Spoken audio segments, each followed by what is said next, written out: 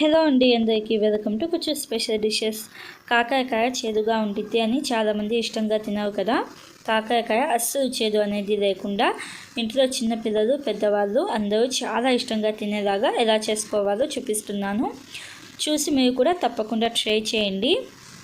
ముందుగా కాకరకాయ బుడిపలు ఉంటాయి కదా, వీటిని చాకు సహాయంతో ఇలాగ కట్ చేసుకోండి. స్కిన్ మొత్తం తీయాల్సిన అవసరం లేదు, జస్ట్ బుడిపలు మాత్రమే ఇలాగ కట్ చేసుకొని రెండు వైపులా తొడిమలు కట్ చేసుకోండి. తొడిమలు కట్ చేసుకొని లేత కాకరకాయలు అయితే ఇలాగా విత్తనాలు ఉంచేసి మనం ఉల్లిపాయలు పొడుగ్గా సన్నగా కట్ చేసుకుంటాం కదా, అలాగా కాకరకాయలను కూడా సన్నగా పొడుగ్గా కట్ చేసుకోండి.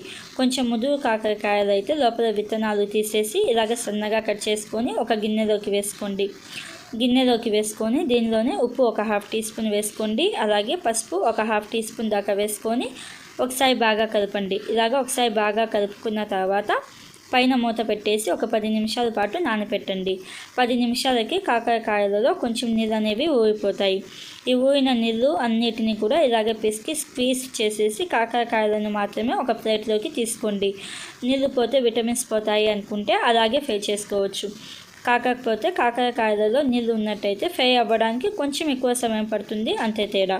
ఇలాగా వీటన్నిటిని పక్కన పెట్టుకొని స్టవ్ ఆన్ చేసుకొని కడాయి పెట్టుకొని ఒక 3 టేబుల్ స్పూన్ల దాకా ఆయిల్ వేసుకొని స్క్వీజ్ చేసుకున్న కాకరకాయ ముక్కలు వేసుకొని మీడియం ఫ్లేమ్లో ఒక 5-7 నిమిషాల పాటు ఫ్రై చేసుకోండి.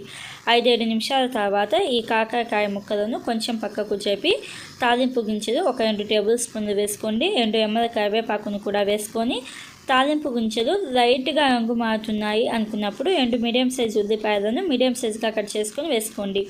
ఉల్లిపాయలు వేసేసి ఒకసారి బాగా కలపండి. ఉల్లిపాయలు కొంచెం లైట్గా రంగు మారుతున్నాయి అనుకున్నప్పుడు పసుపు ఒక 1/2 టీ స్పూన్ దాకా వేసుకోండి. అలాగే చిటికెడు ఉప్పు వేసుకోండి. ఉప్పు కావాలంటే తర్వాత చూసుకొని వేసుకోవచ్చు. ఉప్పు వేసుకొని ఒకసారి బాగా కలుపుకొని పైన మూత పెట్టేసి లో ఫ్లేమ్లో ఒక 5-7 నిమిషాల పాటు ఫ్రై చేసుకోండి. ఈ గ్యాప్లో మిక్సీ జార్లో కొబ్బరి సన్నగా కట్ చేసింది ఒక 3 టేబుల్ స్పూన్లు వేసుకోండి. అలాగే ఒక 1/2 టీ స్పూన్ జీలకర్ర, ధనియాలు ఒక టేబుల్ స్పూన్ దాకా వేసుకొని 15 నుంచి 20 వెల్లుల్లి రెబ్బలు పొట్టుతో సహా వేసుకోండి. దీనిలోనే ఒక చిటికెడు ఉప్పు వేసుకొని రెడ్ చిల్లీ కారం ఒక 2-3 టీ స్పూన్ల దాకా వేసుకొని కచ్చాపచ్చాగా గ్రైండ్ చేసుకోండి. ఇలాగా కచ్చాపచ్చాగా గ్రైండ్ చేసుకుంటే మనకి వెల్లుల్లి కారం అనేది రెడీ అవుతుంది. దీనిని పక్కన పెట్టండి.